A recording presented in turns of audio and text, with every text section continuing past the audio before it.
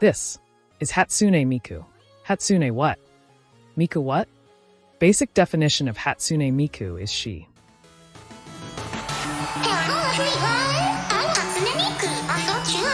Is a virtual singer. She's been a catalyst for boundless creativity for artists for nearly 2 decades now, building a following that spans across the globe. Even if you have no idea who I'm talking about, you maybe know about her. The teal twin tails. The drip. Her design is iconic. She is more than a pop star. She's legend in her own right. If you want to be technical about her, Miku is a voice synthesizer. Specifically, a Vocaloid. She's not even human. She's just a program, but she's represented as something. Something more than just a software.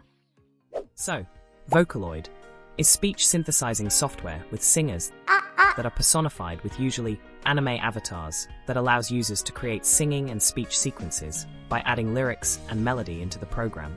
If you're lost about this, just don't think of it as an AI, but rather some sort of virtual instrument. Vocaloid was released by Yamaha Corporation in January 2004. Mi could be the most popular Vocaloid, but she's not the first one by a long shot. The distinction goes to Leon and Lola plus Miriam, that released later that July, but only supported English voices. In November 2004, Yamaha released the first Japanese Vocaloid. That is Miko as a female voice, followed by Kaito in February 2006 as a complementary male voice. The commercial release for Miko and Kaito was handled in part by Krypton Future Media Incorporated. They wanted to get into the Vocaloid game and develop their own Vocaloids to be used for Vocaloid 2. This led to the Character Vocal series, which completely reinvented the identity of Vocaloid. Initially, Vocaloid was intended to imitate professional vocalists, but each character in the CV series was meant to produce a specific vocal quality and had actual character designs as well, instead of just a box. Along with Miko and Kaito, 3 new characters were made within the CV series, are Kagomine Rin and Kagomine Len, Megurin Luca, and the first member of the CV series, Hatsune Miku. She's first released for Vocaloid 2 on August 31st of 2007. Her voice was taken from voice actor Soki Fujita. 皆さんこんばんは。初音ミクのキャラクターボイスを担当しております藤田咲です。今日はよろしくお願いします。 Miku was Krypton's first attempt at creating their own voice bank, along with creating one that could sing in Japanese. Her voice was made to be appealing enough that a mass user would want to use her. Krypton asked Kei to work a design for Miku. He wasn't given anything to go off of rather than the fact that she was an android and her color scheme, which based around on Yamaha synthesizer's signature blue-green color. Kei toyed with the idea of Miku's hair being a ponytail before settling on the twin tails and tinkered with aspects of her outfit to go with the whole synthesizer look, and behold, it's Miku. Kei says his design philosophy is just to go with whatever seems right, and now looking at Miku's design. Yeah, it makes sense. So Mika has a cute design and a cute voice. When you put that combination together, the initial sales for Miku were unexpectedly high that Krypton struggled to meet that demand. Within the first 2 weeks of her release, Miku's sales total over an astonishing 57.5 million yen. But not every Miku product was a smash success, but it's insane how many Miku products over the year were successful. In some faction, Miku was consistently the top-selling Vocaloid product. Krypton continued to feed their user base with future vocal banks, known as Append, as well as continued updates that coincided with Vocaloid 3 and 4.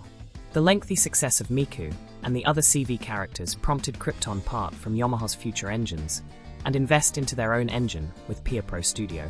Keep in mind that artists weren't the only people buying Miku either. In part because of Miku, Vocaloid was seeing a cultural impact in Japan. About 300 sales were happening a week over the next couple year. What I could find, Miku was going for almost 15,750 yen. What more shocking when it was reported that she sold 60,000 units by January of 2011, a year where Krypton began to reach an audience in the USA, alongside the decision to stray from marketing her less as an instrument and more as a virtual idol. Krypton official website says that Miku has been featured in over 100,000 songs worldwide, but that was last update in 2013. Until now, that number has probably gone way up. First big instance of Miku's cultural impact was a video uploaded on Nico Nico Dauga of a Miku coverage to Even Potka, which is a Finnish song, featuring a chibi Miku waving a spring onion. This is a staple of Miku's legacy and establishing the negi as Miku's signature item. But let's say hypothetically that you know nothing about Miku and want to hear music featuring her.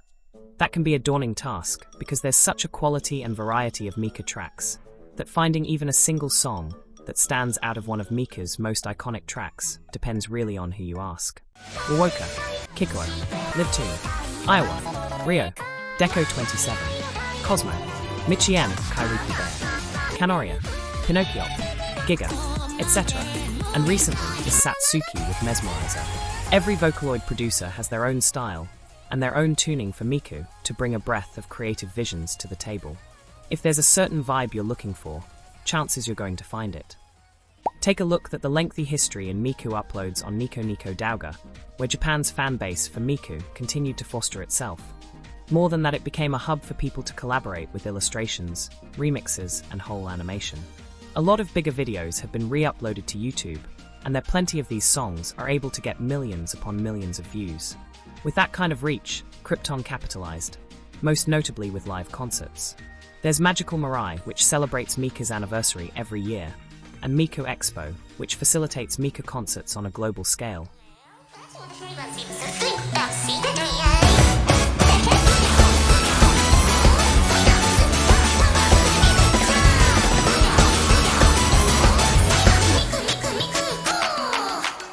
At these events, fans can watch holograms of Miku and other Vocaloid perform backed by a live band playing all the music. There was a collaboration with Pokemon last year featuring 18 unique illustrations and songs with music videos. If you think that's out there, dip your toes into the various commercials Miku appears in. We sing songs about big dreams. We dream big dreams.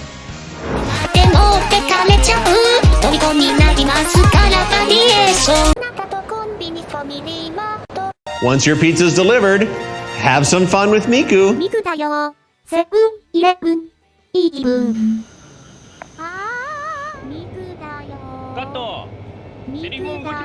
And possibly the most bizarre place you can find Miku is on the racetrack.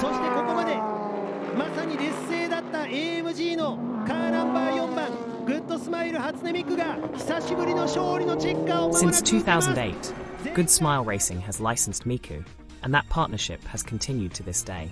She's called as dawned on Good Smiles' car under Super GT, GT 300 series, among the highest level of sport car racing in Japan. And that is Hatsune Miku. What's craziest to think about is how many songs were made using Hatsune Miku, are numbers that are so huge at this point that can't be adequately quantified. Miku feels like an entity of limitless potential.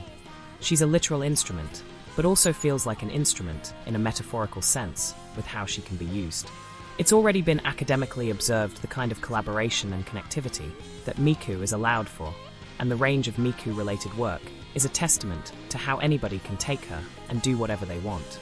Miku can mean different things to different people, but it all falls under this larger-than-life legend that we gave to a computer program is Hatsune Miku, a reflection of the creativity of the world, or maybe, might be better to just say that the world is her.